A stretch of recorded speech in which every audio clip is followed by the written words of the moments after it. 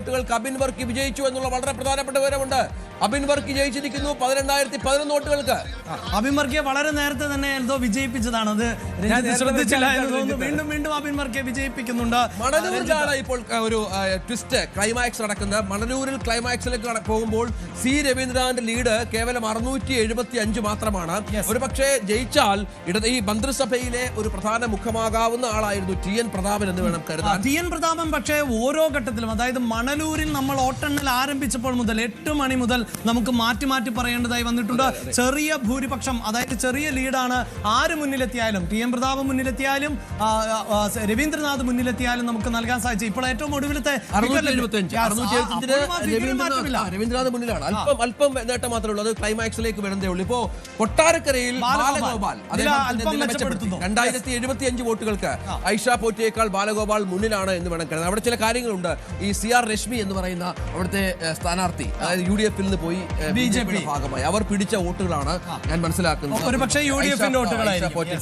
വിനയായിരിക്കുന്നത്. പക്ഷെ അവർ അത്തരത്തിലൊരു സംഗതി ഉണ്ടായിരുന്നില്ല എങ്കിൽ ഒരുപക്ഷെ രശ്മി തന്നെ നിന്നിരുന്നെങ്കിൽ കൊട്ടാരക്കര ജയിച്ചേനെ. അതായത് ഒരു സ്ഥാനാർത്ഥിയെ CPM നിന്ന് അടർത്തിയെടുത്ത് കോൺഗ്രസ് കൊണ്ടുവന്നപ്പോൾ കോൺഗ്രസിന്റെ സ്ഥാനാർത്ഥിയെ അടർത്തി മാറ്റി BJP മത്സരിപ്പിച്ചു. അതാണ് കൊട്ടാരക്കരയിൽ നടന്നത്. അങ്ങനെ കൗതുകകരമായ ഒരു പോരാട്ടമായിരുന്നു നടന്നത്. അതായിരിക്കും അഴീക്കോട് ഇഞ്ചോടിഞ്ചാണ്. 181 വോട്ടുകൾക്ക് മാത്രമാണ് അഴീക്കോട് നമുക്കറിയാം LDFന്റെ കോട്ടയാണ്, CPMന്റെ കോട്ടയാണ്. സുമേഷാണ് മത്സരിക്കുന്നത് അവിടെ. സുമേഷിന് ഏറെ ജനകീയതയുള്ള നേതാവാണ്. അവിടെ വെറും 181 വോട്ടുകൾക്ക് മാത്രമാണ്. കോട്ടയത്ത് മണലൂരും അഴീക്കോടും ഇഞ്ചോടിഞ്ച്. കോട്ടയത്ത് പക്ഷേ തിരുവഞ്ചൂർ രാധാകൃഷ്ണൻ അചഞ്ചലനായി നിൽക്കുകയാണ്. അവിടെ 35,000-ഓളം വോട്ടിന്റെ ഭൂരിപക്ഷം. 20,000 കടന്നു. 20,078.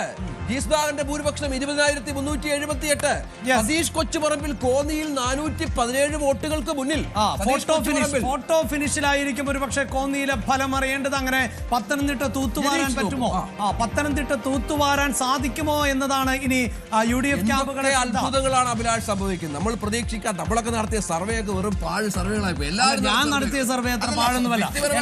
എന്റെ സോഷ്യൽ മീഡിയ പോസ്റ്റ് നോക്കിയാൽ രഞ്ജിത്തിന് മനസ്സിലാക്കാം. 97 സീറ്റാണ് ഞാൻ പ്രഡിക്ട് ചെയ്തത്. അതിലൊരു ചെറിയ മാറ്റമുണ്ട്. അങ്ങനെ പറയാനൊക്കെയാണ് പറഞ്ഞത്. അല്ല, പയ്യന്നൂരിൽ കുഞ്ഞികൃഷ്ണൻ ഇതൊന്നും ഒരിക്കലും ഒരു കാരണവശാലും വിജയിക്കുന്ന പ്രതീക്ഷിച്ച സീറ്റുകളെ അല്ല. എന്തായാലും ആദർശ് സമരവിള സ്പോൺസർ ചെയ്യുന്ന 5,000 രൂപയിലാണ് ഇപ്പോഴും എന്റെ നോട്ടം. അതിലേക്ക് എത്തുമോ എന്ന് നമുക്കറിയാം. ഒരു BJP സ്ഥാനാർത്ഥി വിജയിച്ചു. 2 എന്റെ പ്രഡിക്ഷൻ. 2 ഇപ്പോൾ സ്ക്രീനിൽ കാണുന്നുണ്ട്. നേമത്ത് ചതിച്ചില്ല എങ്കിൽ BJP 2. ഞാനും കിരൺ ബാബുവും തമ്മിലെടുത്ത പ്രൊമോയിൽ പോലും ഞങ്ങൾ പറഞ്ഞത് BJP അക്കൗണ്ട് തുറക്കുമോ എന്നാണ്. കിരൺ ചേട്ടൻ അതിനെ ശക്തമായി എതിർത്തു. അപ്പോഴും ഞാൻ ചോദിച്ചു 2 സീറ്റെങ്കിലും കിട്ടില്ലേ കിരൺ ചേട്ടാ എന്ന്. അത് വരാൻ പോവുകയാണ്. നോക്കിയിരുന്നു. എനിക്ക് പ്രതീക്ഷയില്ല. ഇരവിപുരത്താണ് അത്ഭുതം മറ്റോ സംഭവിച്ചിരിക്കുന്നത്. അവിടെ ഒരു കാരണവശാലും ഇരവിപുരം കൈവിടില്ല എന്ന് LDF വിശ്വസിച്ചിരുന്നു. അവിടെ വിഷ്ണു മോഹൻ എന്ന പുതുമുഖം, നേരത്തെ പറഞ്ഞ പോലെ ഈ സന്ദീപ് വാര്യർ മലർന്നടിച്ച് വീഴാൻ പോയ മറ്റൊരാൾ വിഷ്ണു മോഹനാണ്. കാരണം വിഷ്ണു ഒന്നും ഒരു കാരണവശാലും അങ്ങനെ പ്രതീക്ഷിച്ചിരുന്നില്ല. കരുനാഗപ്പള്ളിയിൽ CR മഹേഷ് മുന്നിലാണ്, സംശയമില്ല. മറ്റ് പല വിവരങ്ങളും പുറത്തു വരുന്ന ഈ 2 സ്ഥലങ്ങൾ നേരത്തെ പറഞ്ഞ പോലെ മണലൂരിലും ഒപ്പം അഴീക്കോടും ഇഞ്ചോടിഞ്ച് പോരാട്ടം നടക്കുന്നു.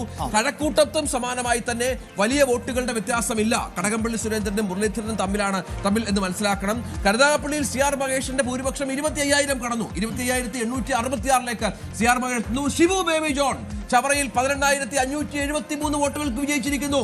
വളരെ പ്രധാനപ്പെട്ട ഒന്നാണ്. ഷിബു ബേബി ജോൺ 18,573 വോട്ടുകൾക്ക് ചവറയിൽ.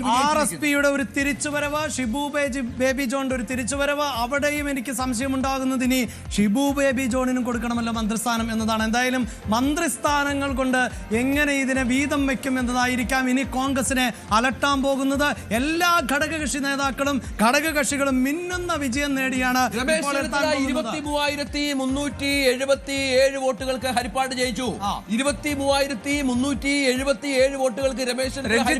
കൊട്ടാരക്കരയിൽ KN ബാലഗോപാൽ ലീഡ് ഉയർത്തുന്നുണ്ട്. കൊട്ടാരക്കരയിൽ